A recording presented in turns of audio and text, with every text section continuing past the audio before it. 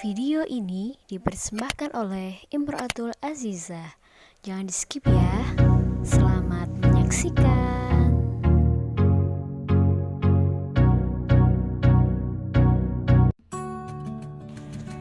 Assalamualaikum warahmatullahi wabarakatuh. Selamat pagi anak-anak. Bagaimana kabarnya? Alhamdulillah. Semoga kita selalu diberi kesehatan, kerahmatan, dan juga semangat untuk menunaikan ibadah, yaitu menuntut ilmu. Sebelum kita mengawali pembelajaran kali ini, alangkah baiknya kita awali dengan membaca doa. Semoga ilmu yang kita pelajari hari ini menjadi ilmu yang bermanfaat dunia akhirat. Berdoa mulai. Selesai. Pada pagi hari ini, kita akan membahas tentang adab sholat dan berzikir. Apakah ada yang tahu apa yang dinamakan sholat? Ya, benar. Sholat secara bahasa berasal dari kata as-sholah, yang artinya doa. Sedangkan menurut istilah, sholat adalah suatu ibadah yang tersusun dari beberapa perkataan dan perbuatan yang dimulai dengan takbiratul ihram dan diakhiri dengan salam. Sebagai umat Islam, kita itu diwajibkan untuk melakukan sholat. Sholat merupakan tiang agama.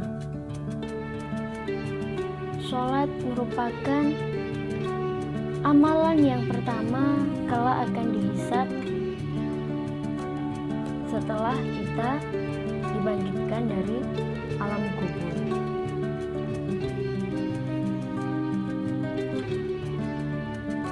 Selanjutnya, apa kalian sudah tahu apa yang dinamakan dengan zikir?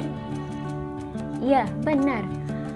Zikir berasal dari kata zakaro, yang artinya mengingat dan menyebut. Menurut istilah, zikir adalah mengingat Allah dengan cara menyebut sifat-sifat keagungan Allah dan memuliakannya. Dengan berzikir, kita senantiasa akan lebih dekat dengan Allah. Selanjutnya, setelah kita membahas tentang pengertian dari sholat dan zikir, kita akan beralih tentang adab sholat.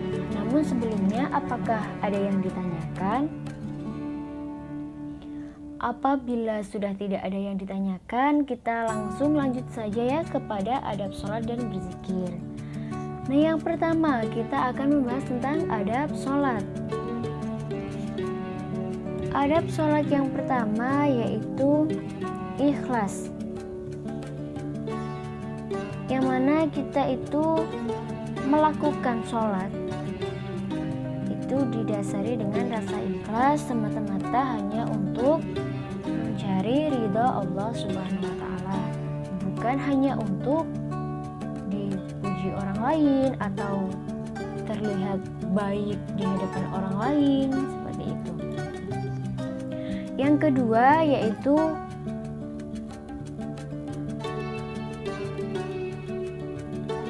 menjaga waktu dan batasan-batasannya.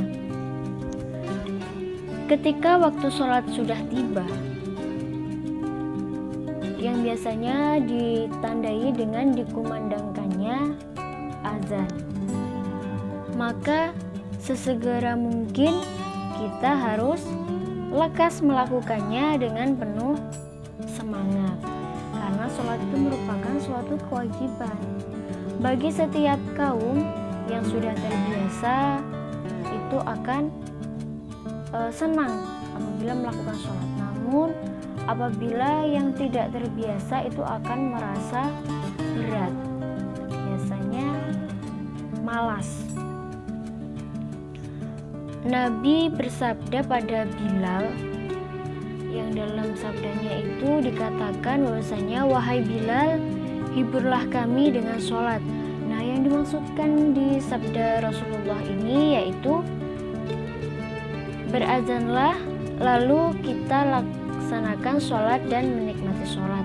Apa yang dimaksud menikmati sholat? Nah, yang dimaksud menikmati sholat itu merupakan melakukan sholat dengan khusyuk. Allah Subhanahu wa Ta'ala berfirman yang artinya, maka celaka bagi orang-orang yang sholat, yaitu orang yang sholat mereka lupa diri. Maksudnya di sini, biasanya orang itu tidak sesegera mungkin menunaikan ibadah sholat, namun dia itu kalau akan melaksanakan sholat itu nanti. Namun apabila waktu sudah mepet, dia itu baru melaksanakan sholat. Biasanya dia ini termasuk orang yang teledor dalam waktu sholat. Yang ketiga yaitu merapikan dan membersihkan tempat sholat dan sujud. Sebelum sholat kita dianjurkan untuk merapikan dan membersihkan dari najis-najis yang ada, baik yang melekat pada diri kita atau pada tempat kita melakukan sholat. Dalam tempat sholat itu alangkah baiknya tidak diberi gambar-gambar yang mengganggu kekhusyukan kita dalam melaksanakan sholat. Yang keempat, memakai pakaian yang terbaik. Saat azan berkumandang atau panggilan sholat telah tiba, kita itu sesegera mungkin membersihkan diri, merapikan diri, kemudian kita melakukan sholat. Kita melakukan sholat pun juga tidak semena-mena menggunakan pakaian seadanya, namun harus sesuai dengan aturan syariat. Seperti contohnya, apabila perempuan itu harus menutup seluruh auratnya, yang terlihat hanya telapak tangan dan wajah, biasanya menggunakan mukena. Lalu kalau laki-laki biasanya menggunakan baju koko dan memakai sarung. Nah, itu yang baik dan sopan ya. Meskipun aurat laki-laki itu mulai dari pusar sampai lutut, seperti itu. Lalu yang kelima, menyesal serta bersedih. Kita itu apabila melakukan sholat, supaya sholat kita itu khusyuk, kita itu harus seakan-akan sholat yang kita lakukan ini merupakan sholat yang terakhir yang bisa kita lakukan dan besok itu akan kiamat.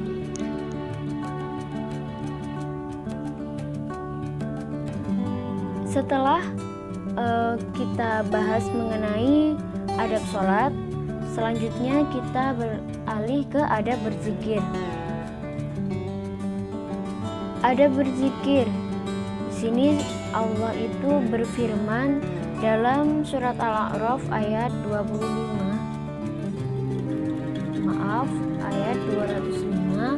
yang artinya, dan sebutlah nama Tuhanmu dalam hatimu dengan merendahkan diri dan rasa takut, dan dengan tidak mengeraskan suara di waktu pagi dan petang, dan janganlah kamu termasuk orang-orang yang lalai. Dari arti ayat di atas itu menjelaskan bahwasanya zikir itu merupakan suatu yang diperintahkan oleh Allah Subhanahu wa Ta'ala, dan sebaiknya sesering mungkin untuk dilakukan. Dalam berzikir kita juga harus memperhatikan adab-adabnya. Adapun adabnya yang pertama yaitu berzikir dengan zikir dan wirid yang telah dicontohkan Rasulullah. Nah, zikir ini kan merupakan suatu ibadah. Jadi apabila kita membaca Al-Quran dan diniatkan berzikir, itu juga termasuk ibadah. Yang kedua, mencoba memahami maknanya. Nah, dengan kita memahami maknanya secara khusyuk dan dalam melakukannya, kita itu akan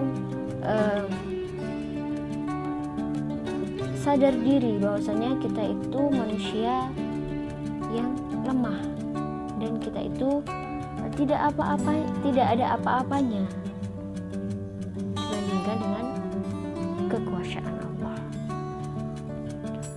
Yang ketiga yaitu duduk di suatu tempat atau ruangan yang suci. Dalam berzikir kita juga harus memperhatikan tempat kita, kesucian tempat kita, dan pakaian juga yang kita pakai. Yang keempat, memilih tempat yang agak sunyi atau tempat yang sunyi. Nah, di sini kita juga boleh memejamkan mata. Seperti halnya kita kan